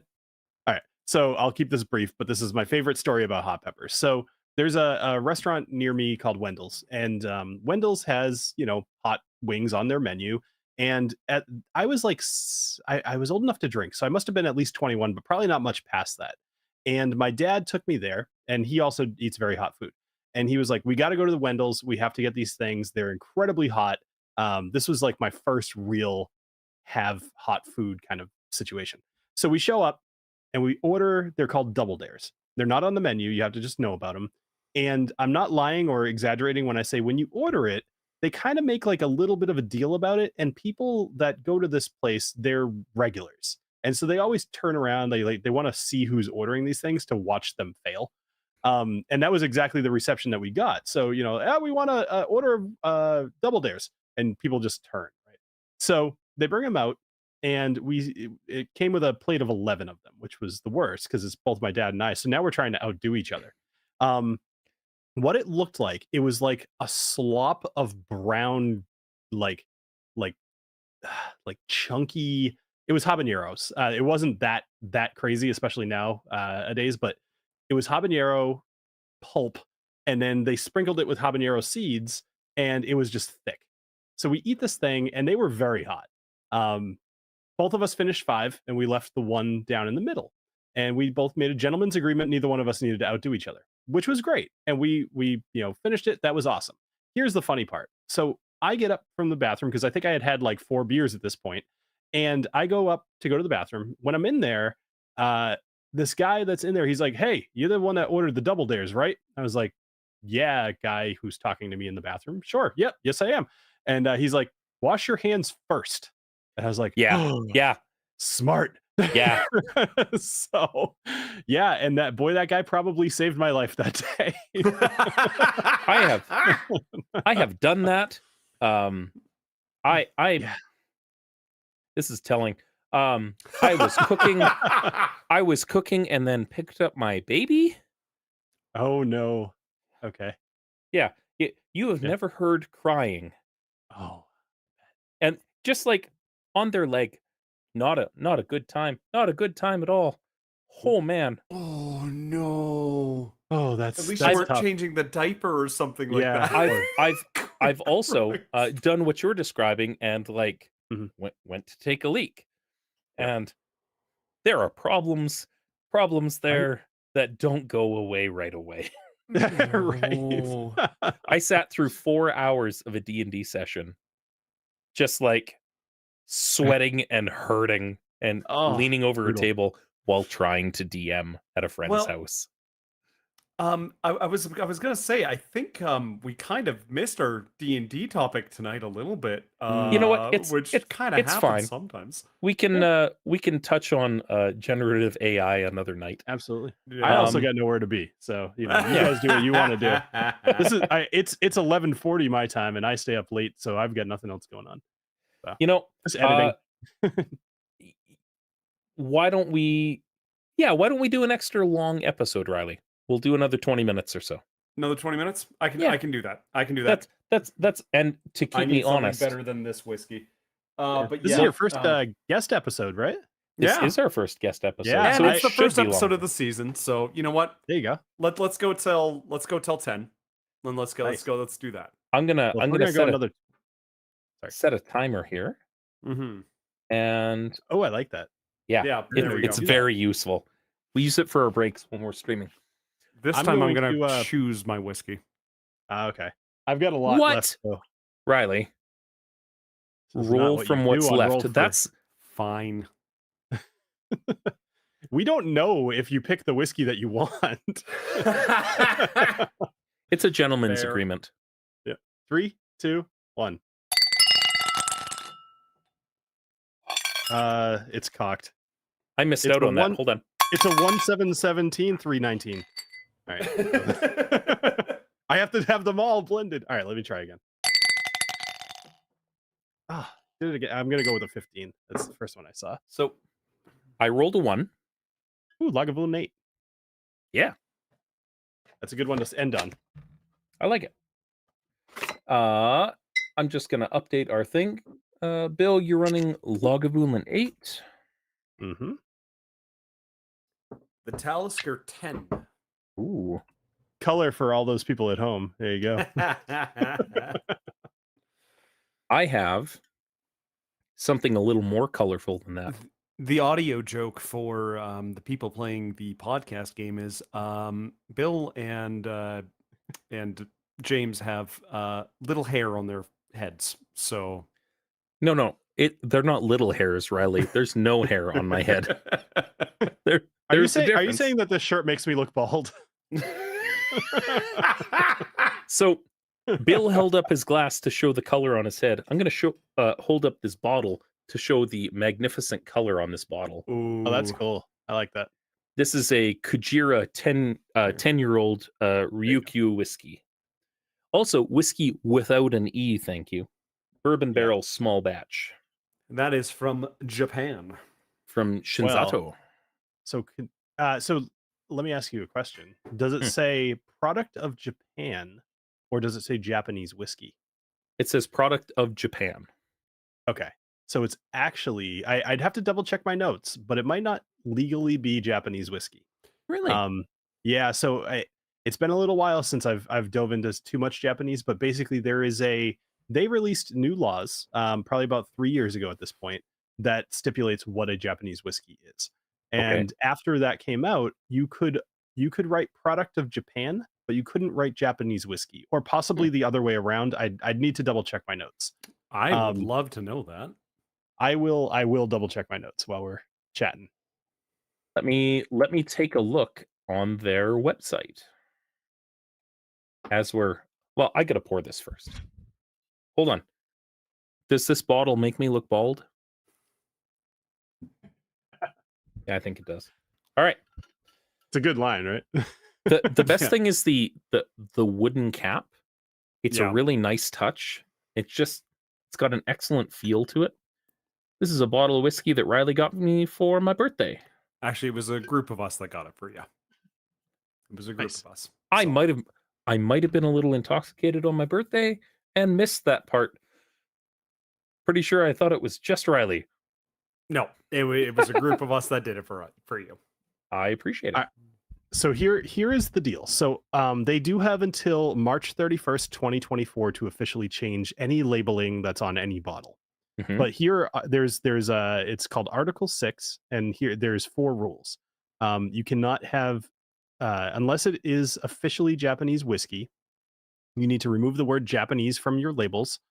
They also need to remove any mention of Japan's culture, language, history, writing, or the flag from the label.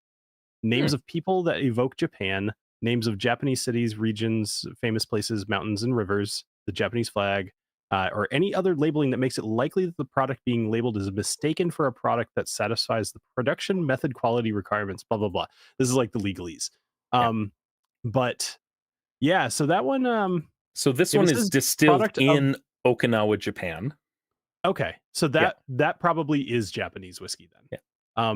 A big part of it was they were taking like barley from Scotland, and then and the Chinese actually do the same thing. I actually have a Chinese whiskey down here too, which is number 2 because it's the second worst thing I've got. So a lot of places will import barley from different places, or possibly just fully made spirits from different places, and then they'll throw it in a barrel in their own home country and call it whatever country whiskey. I've heard that before. Yeah. I believe China just actually put out their first real actually made in China whiskey. And it's the same brand as the one I have, but the one that I have is junk. And I'll show that. But we should talk about D&D. We should talk about So this is interesting because it's made from indica rice. This is a rice whiskey. Sorry, that was probably super loud. So this is the bottle that convinced me. So this is $100 for a 40% whiskey, which was made in Australia and then shipped up to China. Is a genie gonna suck your dick after you rub it? Like, what is that? What is that bottle? That could be worth the price. Although, it's funny once you start having that be offered, I actually feel like 100's too little, and I'm not sure that I. Right? That is. I feel like I'd rather overpay for that service. Inflation being right. What it is. So I'm gonna curtail us into our gaming topic for the evening. Hard turn. So, I've been dealing with a lot of generative AI stuff for work lately. And spent a good hour and a half listening to somebody try and sell it to us that it didn't sound like they knew a whole lot about it, but their company absolutely offers it. We use generative AI on a pretty regular basis on our channel. Generally not for artwork because there's some issues. Gray area. Yeah. Like there's a few things that I've used it for where I'm trying to evoke an image. I'll take it. I'll throw it on screen. But there's a lot of folks that'll be like in the style of this artist that I like over here, and I'm not really down with that. We've had other talks about like, if you use Photoshop, is that real art versus using a canvas? Is that real art? If you're using Photoshop and you're using a palette that is full of a blue that somebody else mixed and they just sampled for their template, are you really an artist at that point? And the ins and outs of that, like it's a whole lot of gray area. But I find you binge listened to the podcast recently. Sure did. Mm-hmm. So there was an episode, I think it was 3, 4, 6. Or 5. Yeah, might have been. Yeah. It was early. Yeah, so somewhere in there, where I read out a synopsis of a campaign, and I'm like, cool, I'll build upon this. So I use those specifically OpenAI's tool for workflows when I'm doing my campaign writing. So I'll do it for generating dungeons. I'll use it for generating plot hooks. And essentially writing out a campaign setting. So we've talked at some length on what a source book is versus what a campaigns or versus an adventure module. And source book or campaign setting being, this is the world you're in, here are the people that run it, here are the NPCs that you'll find, and make your own adventures go. Mm-hmm. Yeah. Those things I would never use generative AI for, because I don't need it to tell me what that innkeeper's name and sexuality and descriptive features are. I got that in my brain. Mm-hmm. But when I'm designing a dungeon and I want to say, this is buried in the hills and I want it to have X number of rooms and I want it to have so many thematic encounters that fit with A, B, C, D, and E, tenants, and it needs to make thematic sense. I want to, so I leverage it more as a sounding board for myself. So I say, um, I've used prompts like this for ChatGPT, where they've entered the first room. This is what they see because this is what I thought of. And they don't necessarily find the hidden switch. What happens next? Mm. Mhm. And I listen to what it says, and I use that for inspiration on what the consequences could be, or the other outcomes. Because you're a DM, you run a D&D stream on Monday nights, just like we do. Sometimes your players throw you, and experience serves you well. But for a new DM coming into it, that is, and we've talked long and hard about the different players that we have on our stream. Mac is the kind of DM, for instance, that needs to write everything down, every eventuality and possibility, so he's prepared for anything the players might do. It's a thing that works for him. It takes a lot of time though. And I feel like using a generative AI model for like, okay, what happens if they don't solve your puzzle? And posting those questions into ChatGPT has been really eye-opening for me because it comes up with some wonky shit that I never thought possible. But if you take a step back, you're like, that is exactly the kind of bullshit that a player is going to come up with. 100%. And to Chat's point, our good friend Ken, who ran us through GURPS here a couple of months ago, he's never written anything down. Everything has always been out of his head. 100%. I mean, Ken, that's a lie because I've seen your notebook with your little doodles. But but how about you, Bill? How much do you use like specifically a language model for your prep, for your planning, for your campaign notes, or just for storyboarding, like sounding boarding? Sure. So I'll take that from a slightly different direction. So in my personal life, I am a director of software engineering. So the idea of jumping into AI is almost a necessity of the job, right? So that was what got me thinking about ChatGPT. And then I started looking into it. I'm like, this is pretty cool, but like I'm a little worried about how this is going to take my job. I have the same idea or the same thought when it comes to DMing. And here's my thinking with DMing. So when it comes to the game that I'm running, I try very hard not to use ChatGPT to help me with the campaign. And there's a reason for it, because it makes things too easy. And I wouldn't even say it makes them predictable, because like you said, it can put out some really crazy stuff. It throws some weird shit. If you tell it to, it will be like, let me blow your mind. Yeah. And so I try my hardest not to use ChatGPT for anything other than like NPC creation that are just like, I'm an innkeeper. I'm like, I want this person to be more than just like, random race, random class, random like whatever is. I want to have a little bit more. And so you're not falling into the typical tropes. Well, actually, I wonder about that, because if you're doing it off the cuff, as a human being, you're going to pull from typical tropes that you pull from. Yes. What's your name? What's that guard's name? Bob. Steve. His name is Gerald. Right. Gerald of Rivera. Yeah. Gerald of Rivera. I like that. Right? Gerald might have to make an appearance in my game. But ChatGPT also pulls from a large language model that is going to pull specifically, like, and so you've produced a number of really successful like AI shorts and AI videos for using stuff like ChatGPT and Midjourney for generating your art for your campaigns and things like that. It is 100% in my experience. I'm generating 50, 60, 70 NPCs at a time for a project that we're working on locally here. I'm like, oh, that's a trope. Oh, that's a trope. That's problematic. I need to change that. Like, the number of bisexual tieflings that it cranks out. I think part of the problem with ChatGPT, at least in this case, so I have this specific prompt, and you bring up a really good point. So when I want to create an NPC, let's say I do want to make it through ChatGPT, which has happened. as I mentioned, like usually not ones that are super important. Um, there's no weight to any of the choices. So if I Yep. say, like my prompt says they need a name, they need like a job, they should have a sexual orientation, they should have et cetera, gender, whatever. It doesn't weight the fact that realistically most people are heterosexual.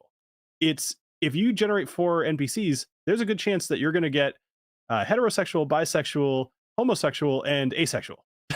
Like, and so that's something that the prompts could benefit from. There's might be some syntax out there. I haven't found it to Well, and really. that's also if you're trying to base the um, distribution in your fantasy world based on real Real world figures. Which let's be fair.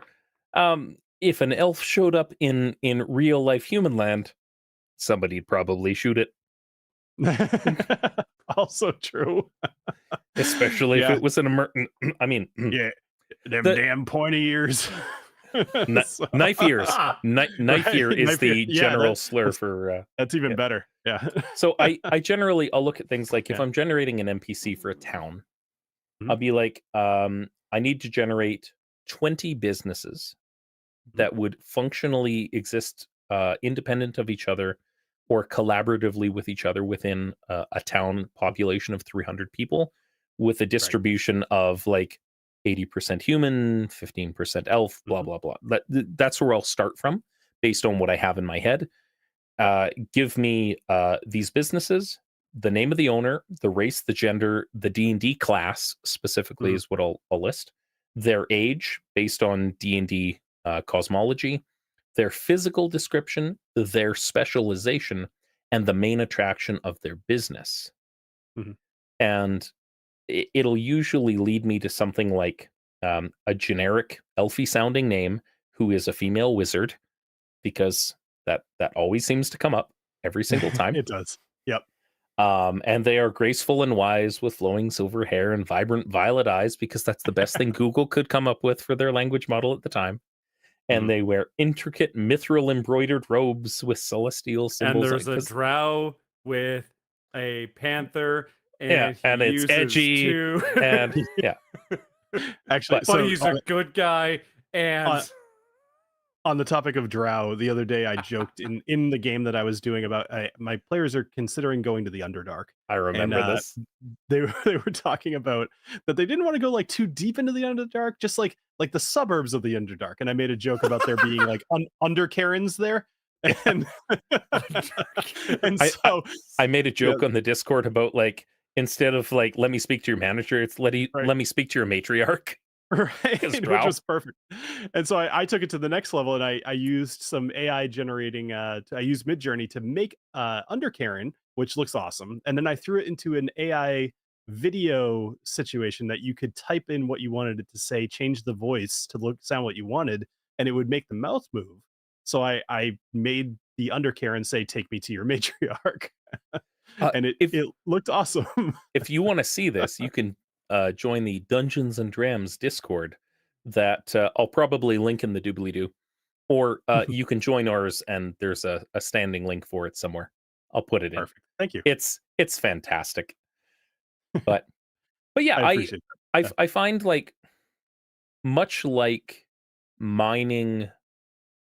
So I Mhm. come from a time where the internet didn't necessarily exist. Mhm. Right? We are Riley's a little bit younger than us, but Bill, you're a couple years older than me, I think. I'm 40. Yeah, so you got 3 years on me.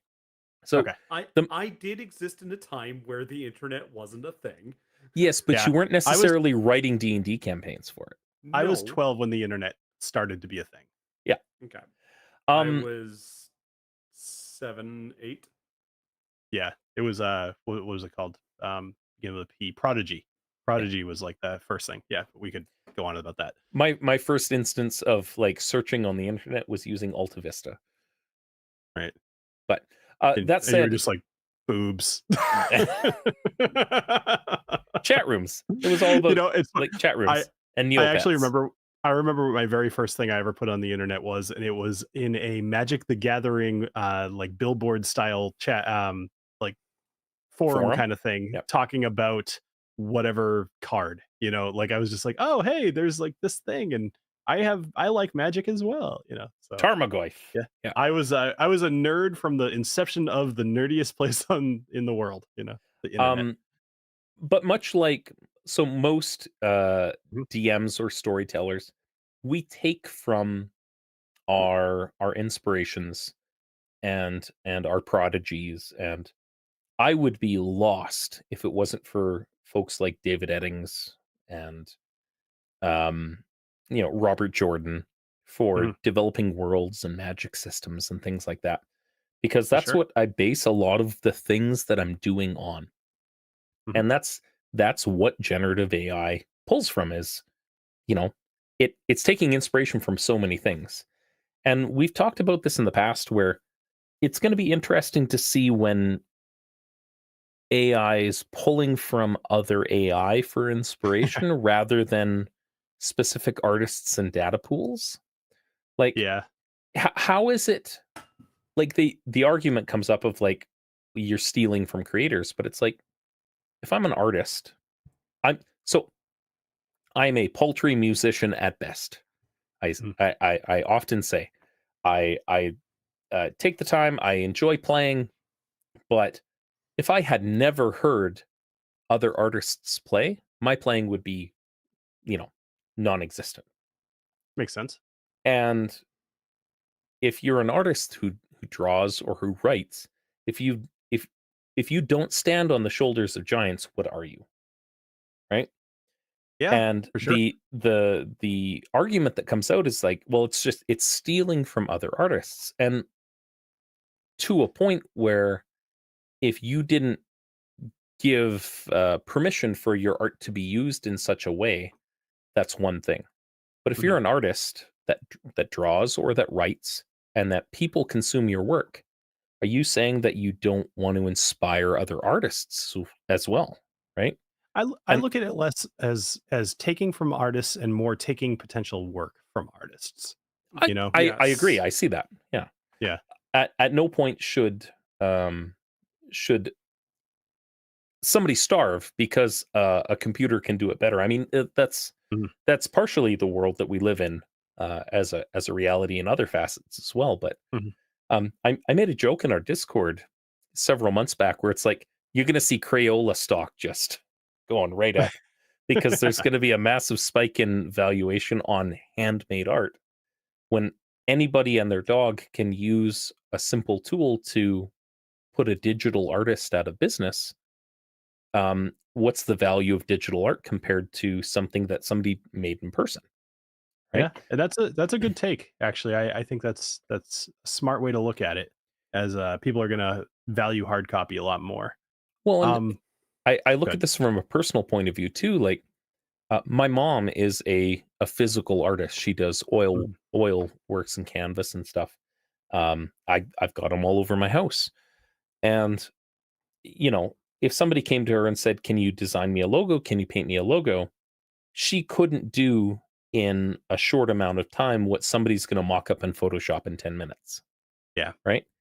So you've got digital people that some physical artists don't consider artists, but by today's standard definition truly are, Mhm. um, taking work away from somebody. But here Yeah. we are, right? And I would it's interesting to see, like,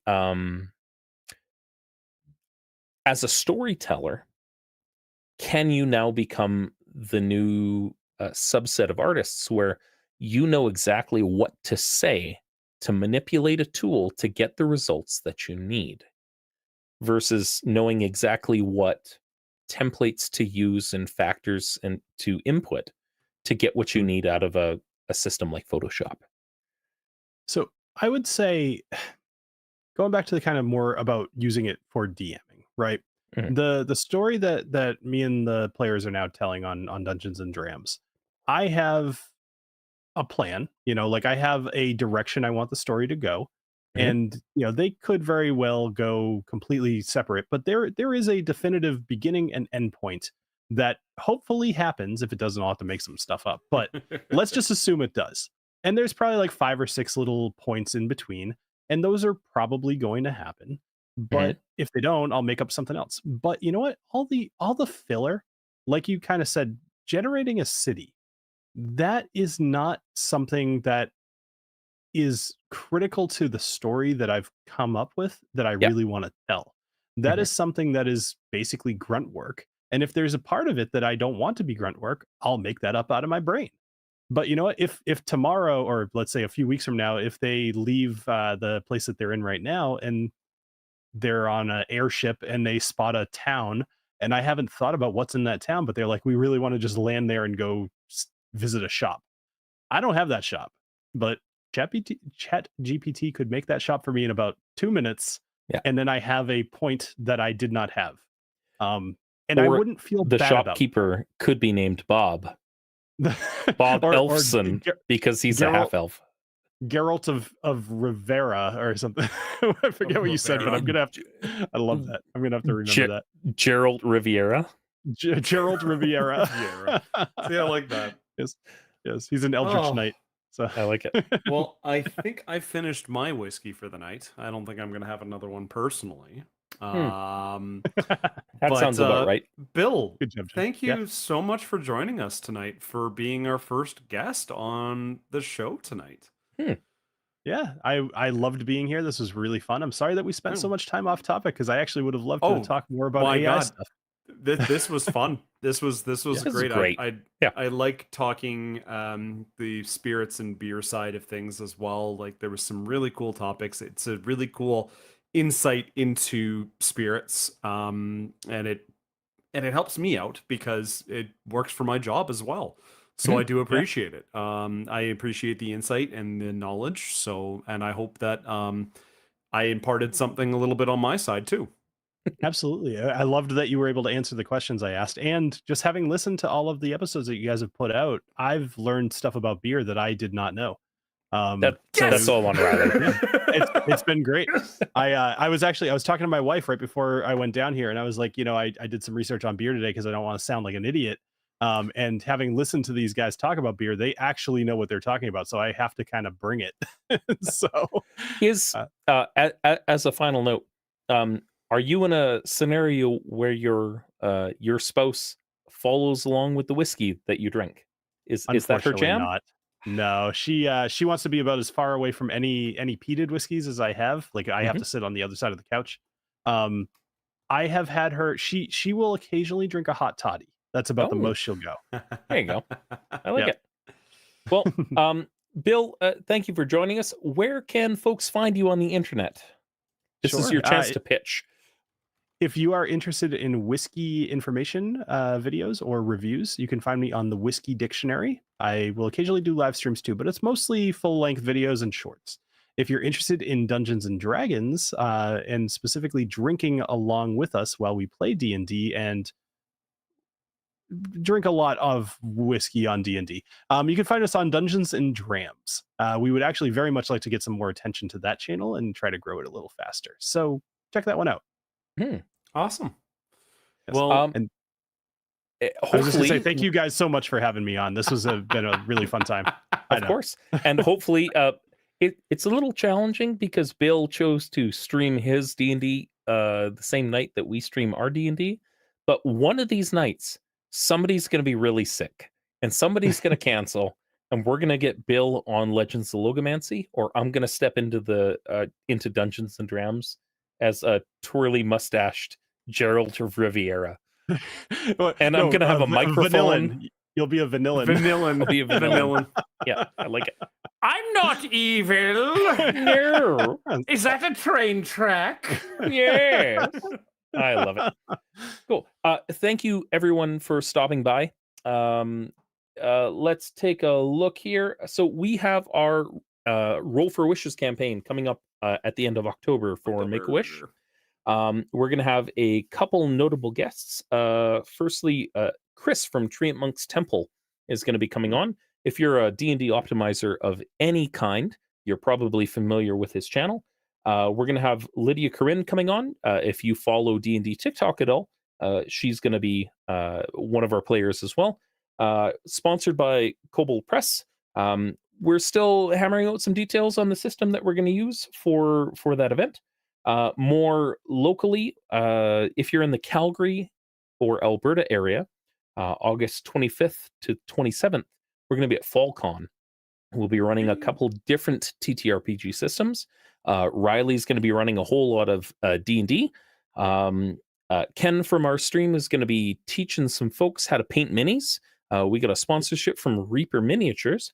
They've provided us with about 200 minis or so for folks to show up and paint and learn how to paint as a beginner.